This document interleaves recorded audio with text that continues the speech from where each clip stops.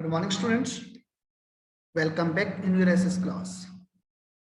Student, in the last video lecture, we have started chapter number first, the Indian Constitution, where we have discussed what is a constitution, and you can say that we have discussed about the preamble of the Indian Constitution.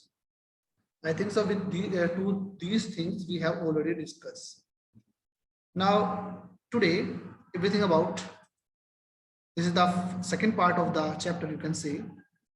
And in this video lecture, we will discuss the rest of the part of the chapter, you can say. That is, why do we need a constitution and some basic key features of the Indian Constitution. We will focus on these two topics in the rest of the chapter. Now, students, we have important question.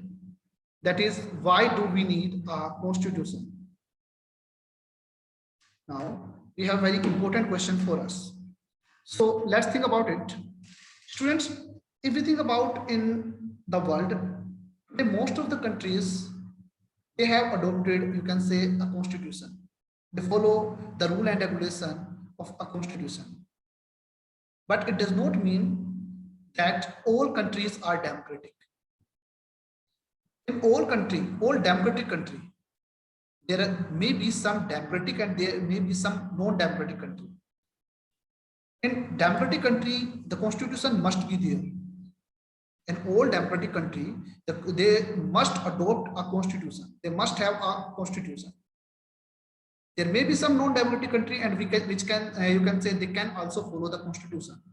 But it is very compulsory thing. And you can say it is very necessary thing for all those countries which are democratic. They must have a constitution. Okay, students. Now here we have a question, that is, why do we need a constitution? We have basic question this thing. So let's think about this question. If we think about it, why do we need a constitution? First of all, listen, students. A constitution, it has some rule and regulation. You can say it has some certain ideals. These certain ideals form the basis, and you can say base of a country in which as a citizen we want to live. Means a constitution, this has some rule and regulation, and according to these rule and regulation, the country, you can say, function. The function of the country, it depends only on the constitution. Yeah, you can say it depends only the rule and regulation which are you can say written in the constitution. As a citizen, we want to live in that country. And you can say, if a constitution, it tells us about the fundamental nature of our society, which type of our society, which type of rule and regulation in our society prevail. Everything it is written, you can say, in the constitution. It also helps sorry, students, as a set of rules and principles, you can say. So students, it helps serve as a set of rules and principles that all persons in a country can agree upon as the base of the way in which they want the country to be governed. Means in the constitution, there are rule and regulation and principles, and according to that rule and regulation, the country will be governed, and you can say the country will function and work as according to the constitution, and all the citizens of the country, they agree upon it. It means this includes the type of government. It tells us the type of government of the country, and also it is an agreement on certain ideals that they all believe that the country must uphold. It means the constitution, it has some certain rule and regulation, and according to rule and regulation, the country, you can say, work. The function of the country depend upon those rule and regulation, how the government will function. Everything will be depend on the, you can say, constitution. So it tells about the fundamental nature of our society and of our country, and we as a citizen agree upon all these things. We will take the example of Nepal. It is a, you can say, neighboring country. If we think about Nepal, you can say it had a monarchy. And if we think about monarchy reflected that the final authority is in the hand of a king. You can say in the hand of emperor. But after a great struggle, you can say Nepal, it became a democracy. You can say the power of monarch, it has been transferred into a democratic government. But when Nepal became you can say democratic country, it adopted a new constitution. So first of all, to understand why do we need a constitution, first of all, we will see the story of Nepal. Okay, students. So if you think about Nepal, you can see the map of the Nepal. This is the map of Nepal. If you think about Nepal, it is the northernmost neighboring country of our India. You can see. Means Nepal is a country that borders India on the northern side of India. And until quite recently, Nepal was a monarchy. It means the country was headed by a king. So the country, you can say in Nepal, it has witnessed different type of struggle by the people so that they can get a democratic government, and the monarchy, you can say the power of the king came to the end. It has a lot of struggle. Students, whenever there is a monarchy in Nepal, that country has also a constitution, and according to that constitution, that the final authority, and you can say the final power, it is rested in the hand of the king. It means all the decisions they can be taken just only by the king.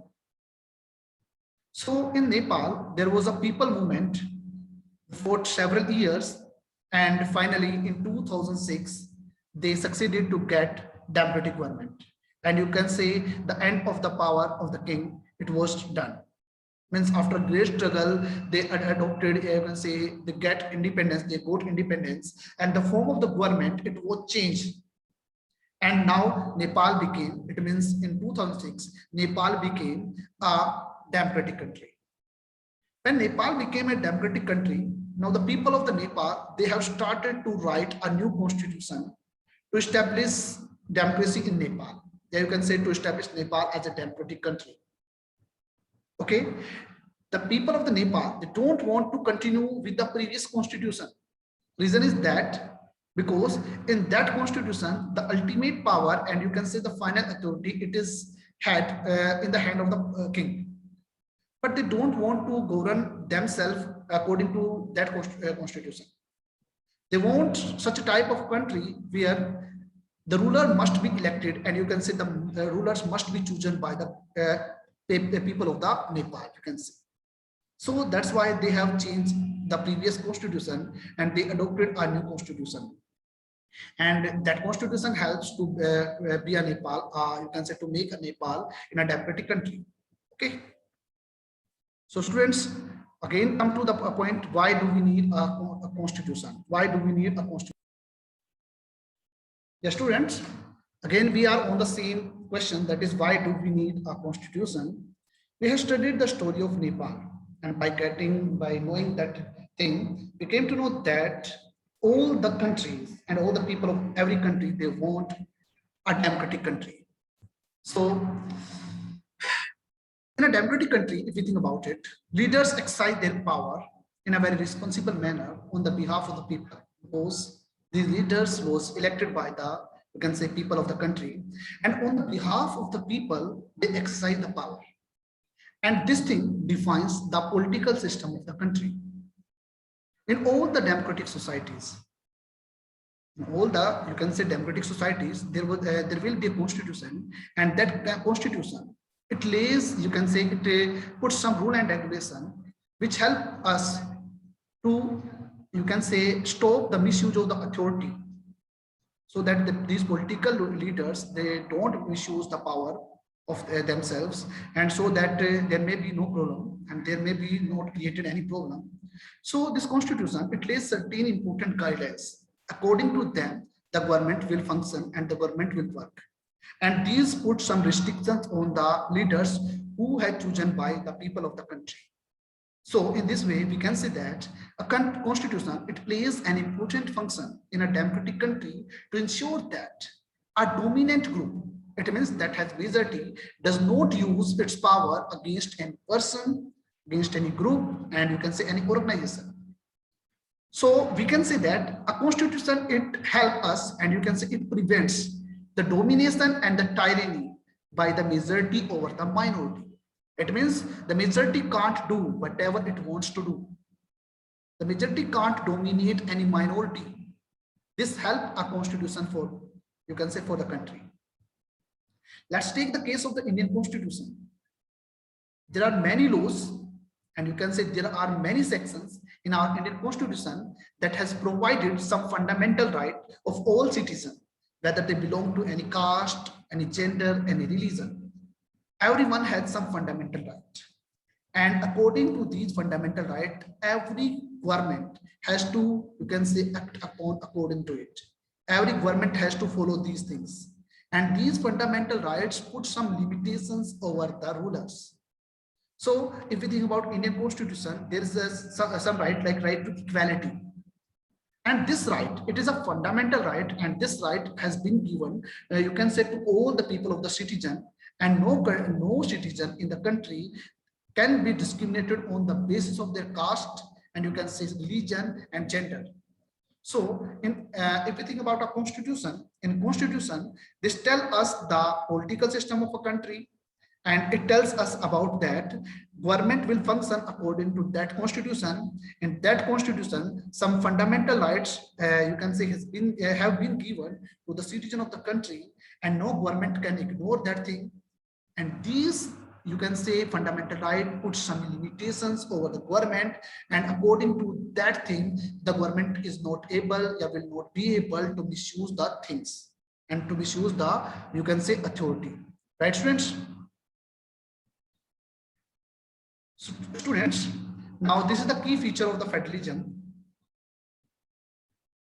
Okay, this is the first key feature, that is federalism. So key features we will discuss in the next video lecture. So today we will discuss just only till now. So here I think everything is clear to all of you. So I'll see you in the next video. Thank you. Have a nice day.